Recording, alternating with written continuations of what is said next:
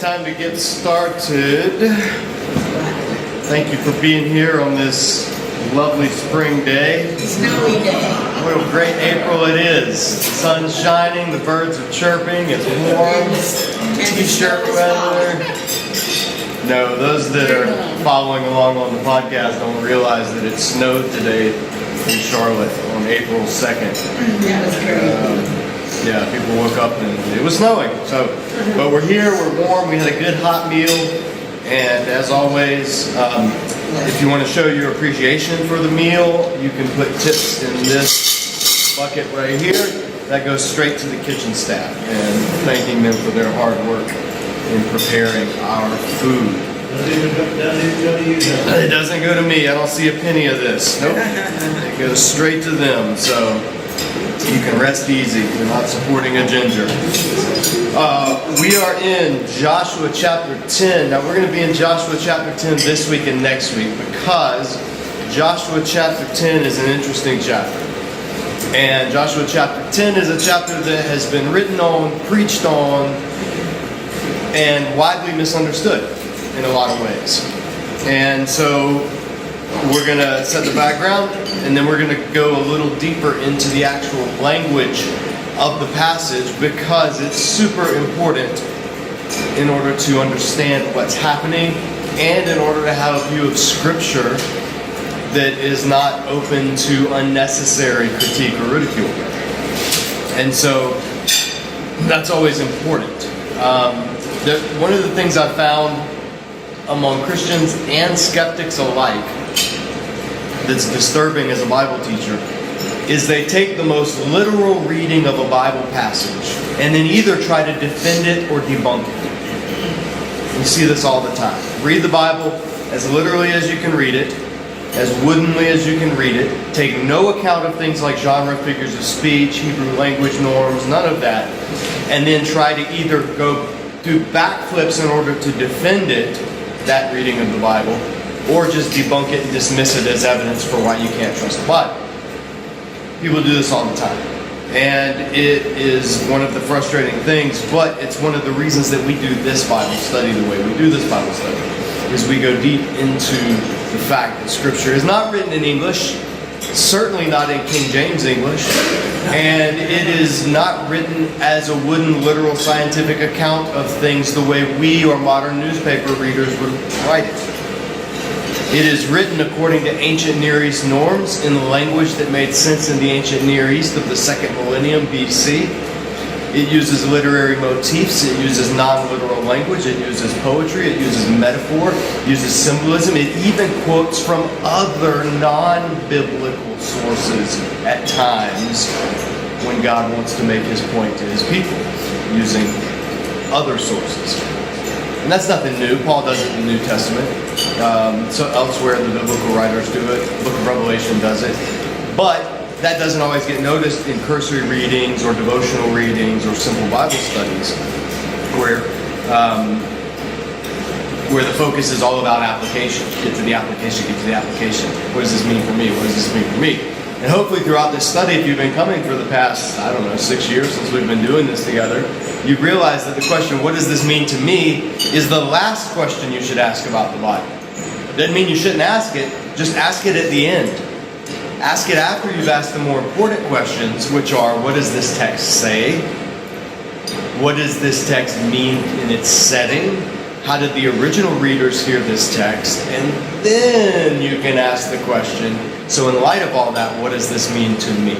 That's how Bible study should go. Unfortunately, we turn it on its head a lot of times. So, Joshua chapter 10 follows, surprisingly, on Joshua chapter 9. Big shocker. In Joshua chapter 9, which was last week, and you can check the podcast or the video, which is why we record, we read about these group of Hivites, people who saved themselves from being driven out of the land and being exterminated by this proto-faith in God. And I say proto-faith because it wasn't quite faith in God, but it was fear of God. It was recognition of Yahweh, and it was a desire to not be his enemy. And that's a starting point. Because that differentiates the Canaanites like Rahab and the Gibeonites from all the other Canaanite peoples. that God sent Israel in to drive out.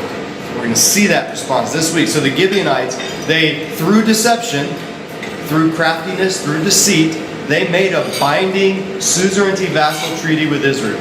They made a treaty that cannot be broken. And suzerain vassal treaties were treaties of protection.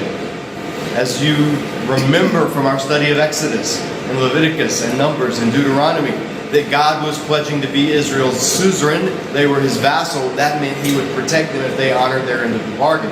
Well, the Gibeonites entered into one of those treaties with Israel, and now Israel is forced to be the suzerain. And that means that when your vassal is in trouble, you defend the vassal. And that's exactly what happens in chapter 10. Chapter 10 begins, "Now Adonizedek, king of Jerusalem, heard that Joshua had taken Ai and totally destroyed it, doing to Ai and its king as he had done to Jericho and its king, and that the people of Gibeon had made a treaty of peace with Israel and were living near them. He and his people were very much alarmed at this, because Gibeon was an important city, like one of the royal cities." That means a city that had its own king leader.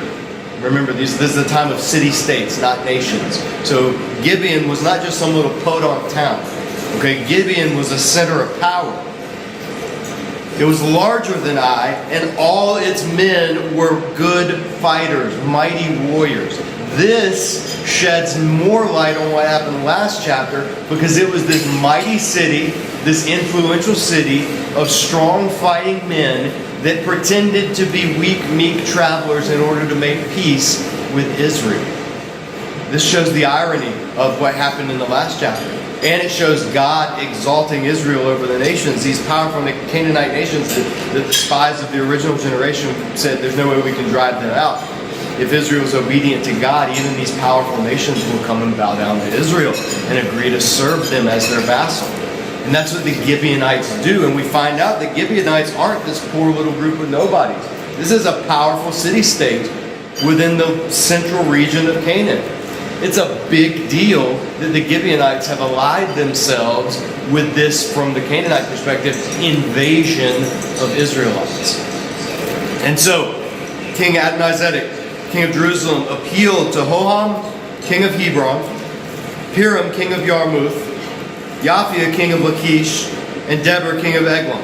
So these 5 kings says, "Come up, help me attack Gibeon, because it has made peace with Joshua and the Israelites." You would think that these kings might say, hey, if Gibeon, mighty Gibeon, is willing to make peace with these invaders, maybe we should do the same.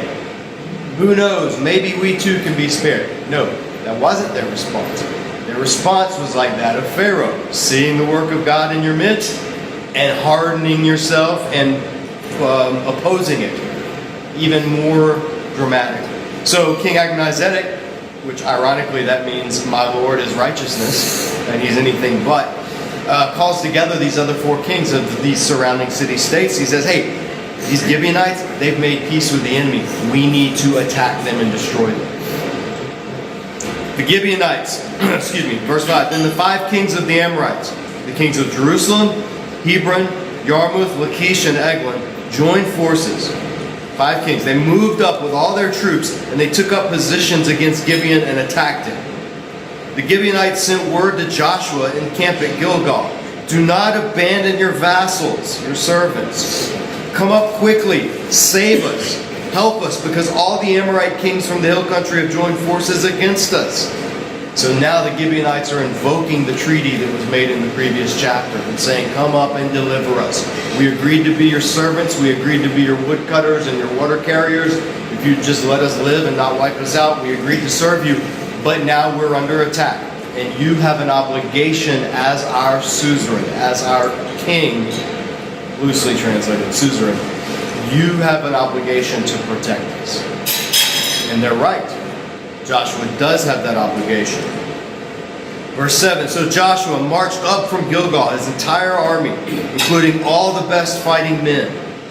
The Lord said to Joshua, 'Do not be afraid of them. I've given them into your hand. Not one of them will be able to withstand you.'" Now, this is where the account gets interesting. Because what happens is, in the next few verses, in verses 9 through 11, it describes the battle and what happens. Then, in verses 12 through 14, it gives a poetic description of the same events, the same time frame. We saw this back in Exodus. You had the Exodus account, chapters 13, 14, and then in chapter 15, you have a poetic rephrasing of that account, using poetic imagery, the Song of Moses. You see it in the book of Deborah. You see it when, in fact, I'll give you an example. Turn to Judges chapter 5, like the next book over. Judges chapter 5.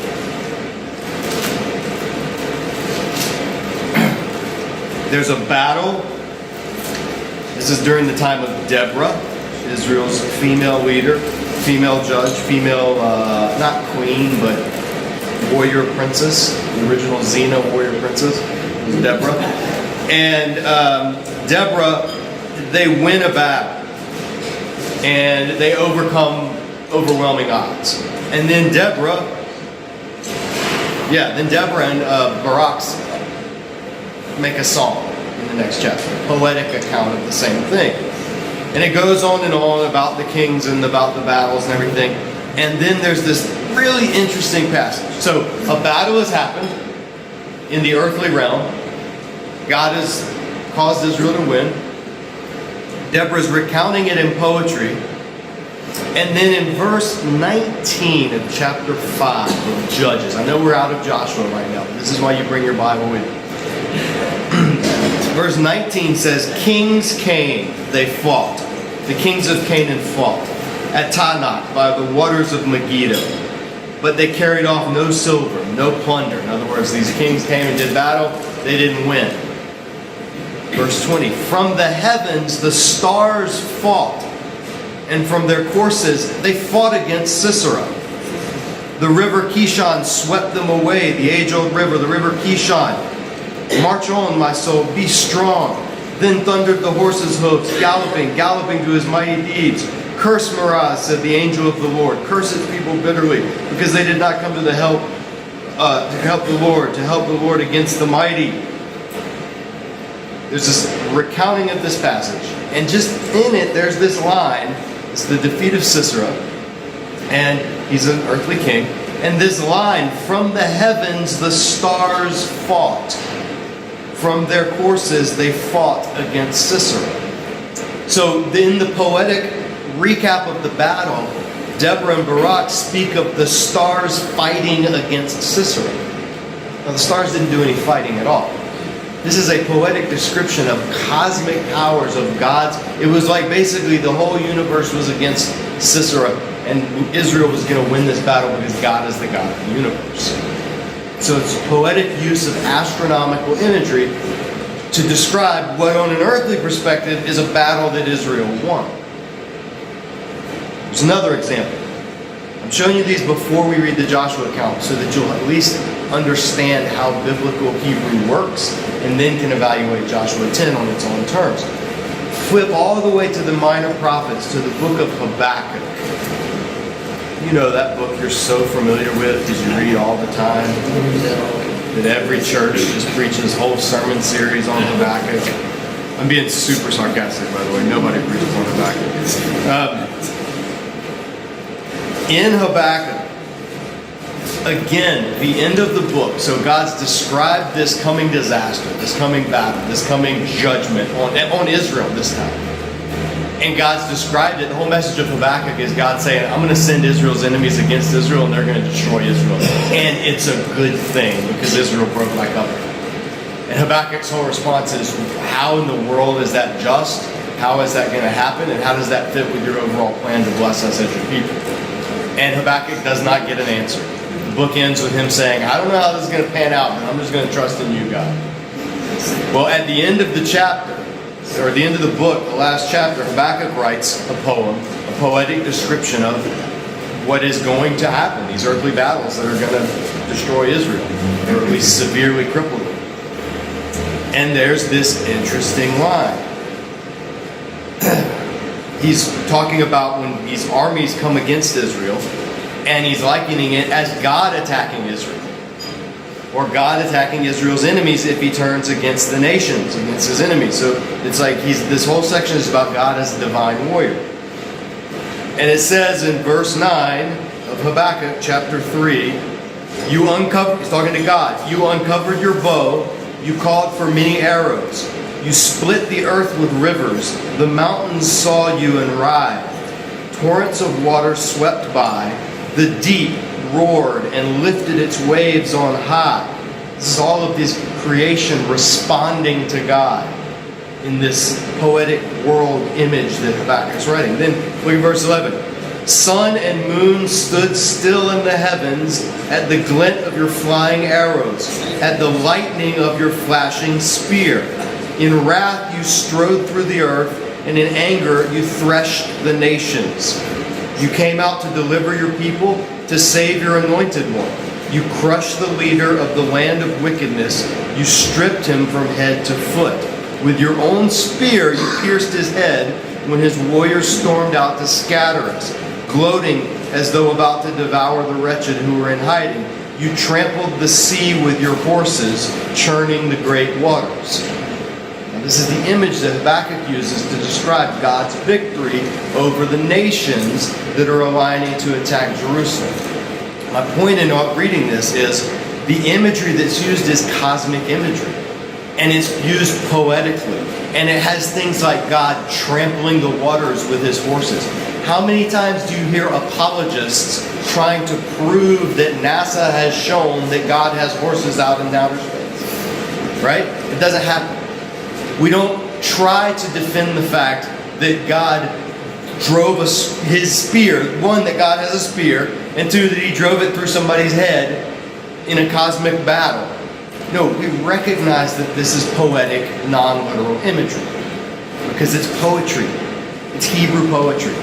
Now, but we also recognize that it's describing poetically battles that will take place or have taken place. And that's a question for another time. Is this a future thing or is this a past thing? Doesn't matter. The point is, it's a thing that happens on earth. Whether it's delivering Israel from Egypt, which is described as God crushing the skull of Leviathan. That's how the Exodus is described in the prophets using poetic imagery. Or whether it's battles against the nations where it's described as God trampling them with his horses. Where the stars are doing war against his enemies. Where the sun and the moon stand still. This is the point. You see the point that I'm making. This is how Hebrew poetry works. Okay, so all of that is a roundabout way back to Joshua chapter 10. Because in Joshua chapter 10, when Joshua comes to deliver the Gibeonites, he goes to battle against the 5 kings that have overwhelmingly surrounded Gibeon.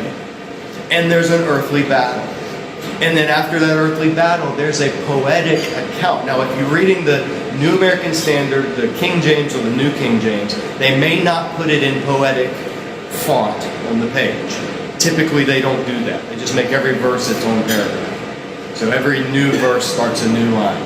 That's unfortunate. It's one of the reasons I don't prefer those translations, because they obscure the literature of the text itself. If you have an NIV, it's going to show some of the poetry. But even within that, there's some question about where does the poem end. So this past 2 weeks, I've spent reading this in both Hebrew and in the Greek translation, the Septuagint, because there's a little bit of difference between how the Greek translation translated this and how the Hebrew text presents it. And then looking at the different English translations. Typically, I teach from the NIV because that's what most people read. In the case of Joshua 10, the NIV makes some decisions that are valid decisions, but there are other ways to translate. And so instead of reading just the NIV, I'm going to read a translation that I put together that's more literal, that will at least preserve the ambiguity in some of these passages so you can see the range that the text offers. So what the text says in verse 8, this is kind of a wooden JM literal translation. There's no such thing as a literal translation, but it's not flowing English, which is what typical Bible translators go for. But based on the Greek text in the Hebrew, verse 8 reads something like, "And Yahweh said to Joshua, do not fear from them, for into your hand I give them. Not a man from them will stand in your face." Verse 9, "So Joshua went to them surprisingly or suddenly." That word can be translated suddenly or surprisingly. Either way, it doesn't matter. They sent word, "Hey Joshua, come fight for us," expecting maybe in a day or a few days, and they'd have to endure some siege and some fighting. The text says no, Joshua went suddenly. All-night march. In fact, the next section, all night he went up from Gilgal. Verse 10, "And Yahweh panicked them from the face of Israel and struck them with a great striking," like really hit them hard, "in Gibeon. And he pursued them by the road going up to Beth Horon, and he struck them as far as Azekah, as far as Makkedah." So the whole stretch of this battle is Israel chasing these kings from about 30 miles in total is what the army has to march from Gilgal to Makkedah, give or take 30 miles of chasing and fighting. But the text says God is the one doing the striking. Now Israel is striking them. Israel is chasing them with a sword and fighting, but the text is saying God is the one striking them with a great striking. And that's the literal of the Hebrew. I mean, in English or different translations say it more eloquently, because it's just bad English, but that's what the Hebrew text says. Verse 11, "It was in their fleeing from the face of Israel, in their going down to Beth Horon, Yahweh threw upon them great stones from the heavens all the way to Azekah. And many who died by the stones of hail, more than the sons of Israel killed by the sword." So this is the account of the battle.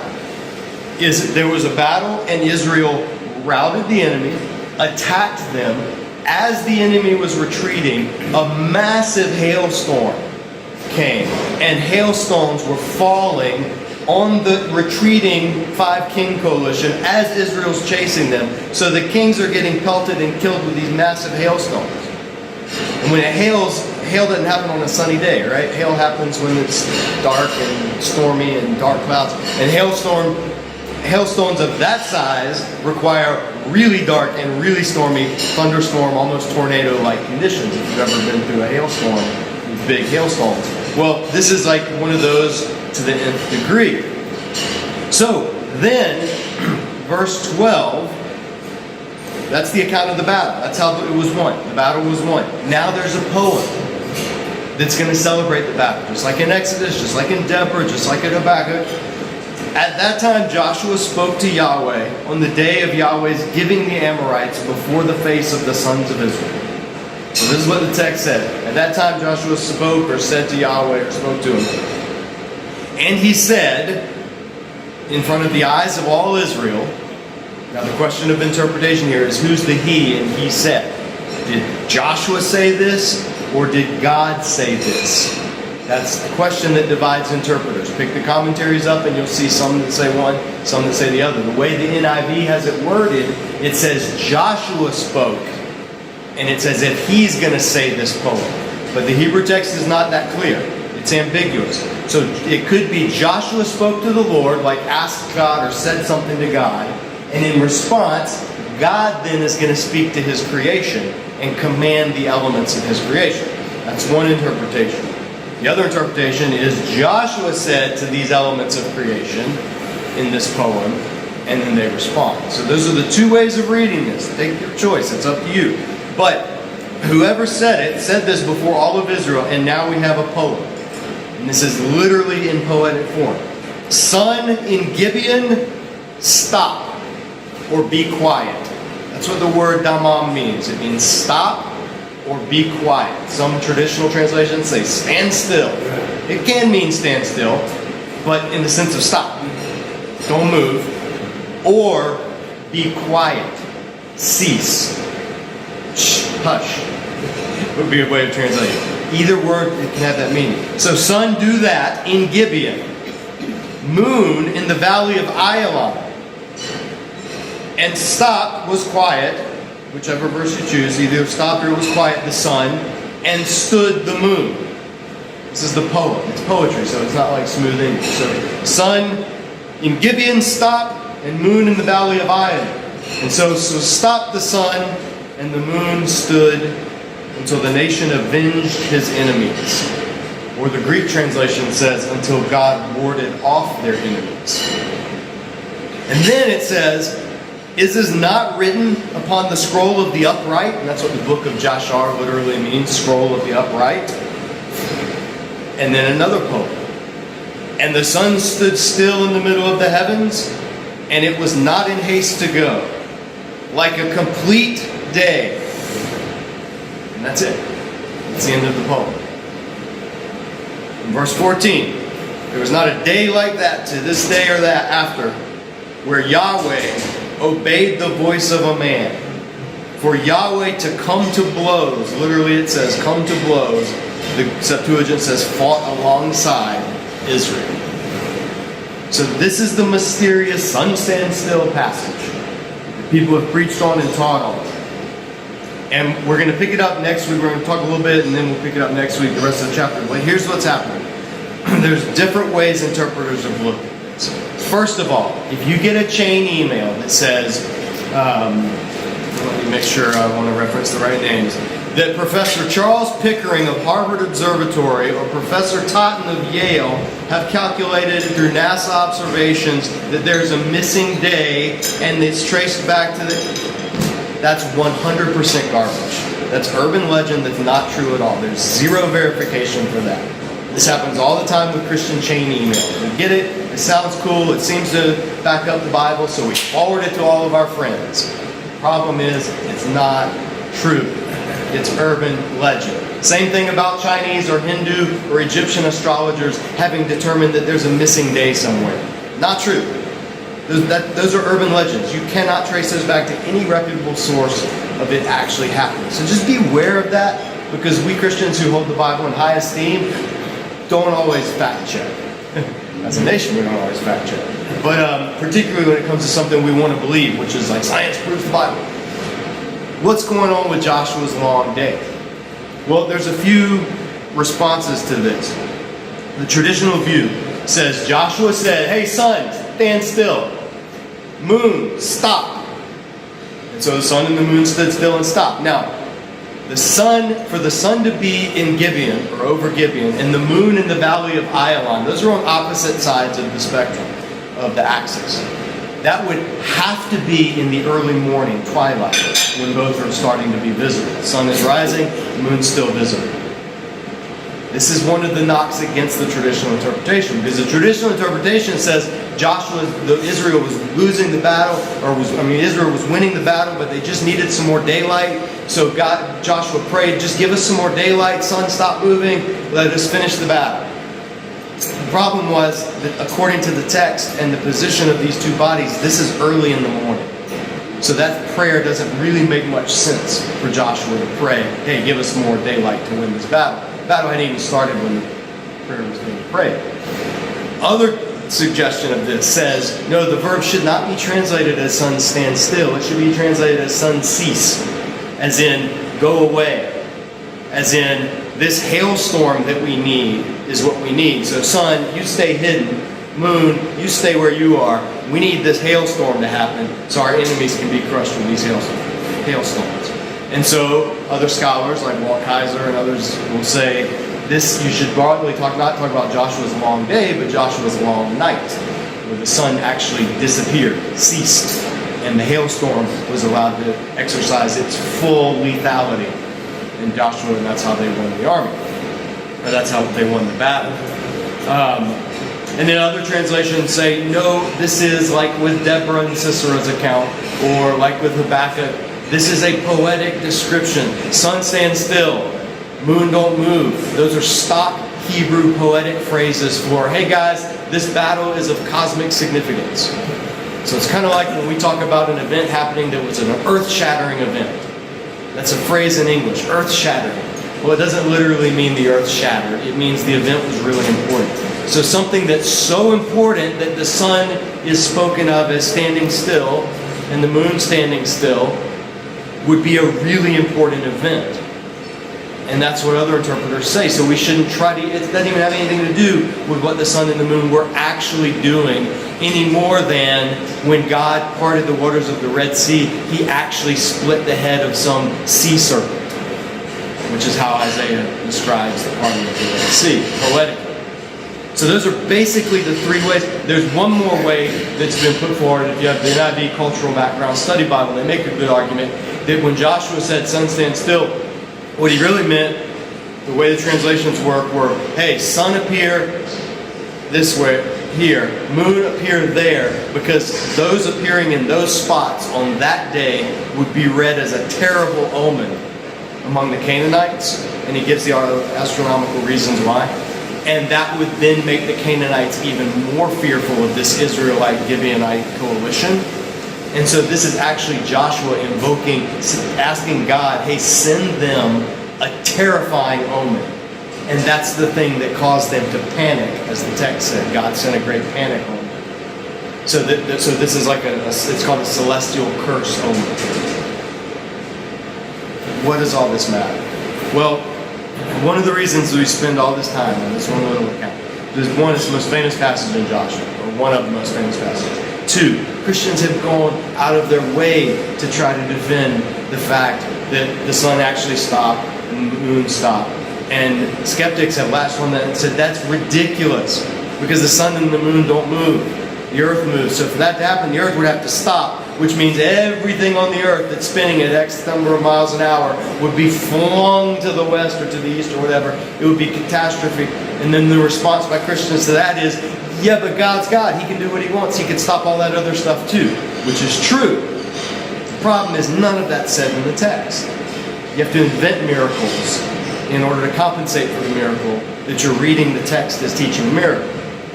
According to the text, the miracle was that the Lord obeyed the command of Joshua.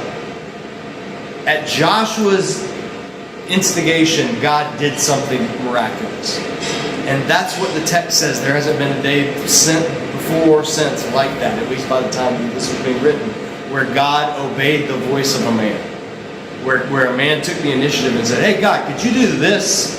And God did that in order to give Israel the victory. That's what made this an earth-shattering event. That's what made this a cosmic event, a monumental event.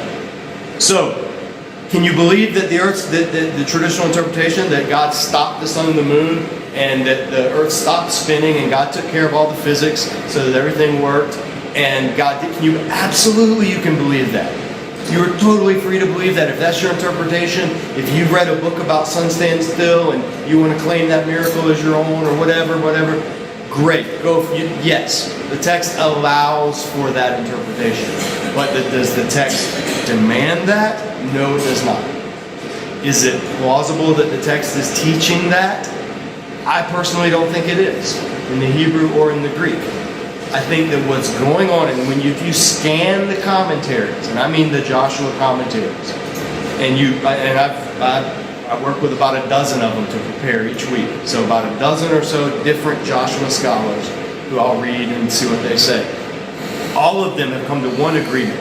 They've said this section about sun stand still, moon stand still, and so there hasn't been a day like it. That section is poetry. That's what they all agree on. It's poetry, and it even quotes from this extra biblical book called the Scroll of the Upright, the book of Yashar. So they agree on that. Second thing they all agree on is what actually happened is not spoken of clearly in terms of the sun and moon enough for us to form a definite conclusion. What is spoken of clearly enough is that a hailstorm destroyed the armies that Israel was pursuing and chasing. That's what's clear in the battle. And that was Joshua crying out to God and obeying and keeping his word of the covenant that they made. Even though the covenant was made under false pretenses, Joshua and Israel still remained true to their word. Those are the only things that are clear. Beyond that, there's a lot of ambiguity in this text. So, when you talk to somebody and they're like, yeah, all this stuff in the Bible, blah, blah, sun stands still, that's not even possible. Talk to an astronomer or something and they start to ridicule it. Just say, whoa, hold on. What if you're not reading it right? What if the literal straw man you're trying to knock down is not what the text actually teaches? What if it was, here's the surprise, what if it's Hebrew poetry? Then you have to bring a whole new lens of interpretation to it. You go to Habakkuk, you go to Joshua or Judges 5, you see how it works, and then you realize, oh, I don't have to defend a miracle that's not even in the Bible. I can defend the miracle that is in the Bible, which is God intervening with the hailstorm and routing of the enemies and, all of this stuff. So you can defend the thing that needs defending rather than defending the thing that doesn't. Kind of like having to defend a 6,000-year-old universe and that kind of stuff. You can defend what the Bible actually teaches rather than a wooden literal interpretation that has just traditionally been carried along over the ages. But whatever happened on that day, the text makes clear it was God doing it, and it was God doing it in order for Israel to have victory over these Canaanite kings who had attacked people that Israel had sworn they would protect. And that's what's going on at the beginning of Israel's conquest of the whole world. We're out of time. Next week we're going to pick up. Israel's going to go on, and there's going to be the southern campaign where they're going to continue this, then the northern campaign. Then we're going to get into the part of Joshua where the land gets divvied up. But we are 2 minutes over, so have a great week, and we'll see you next time.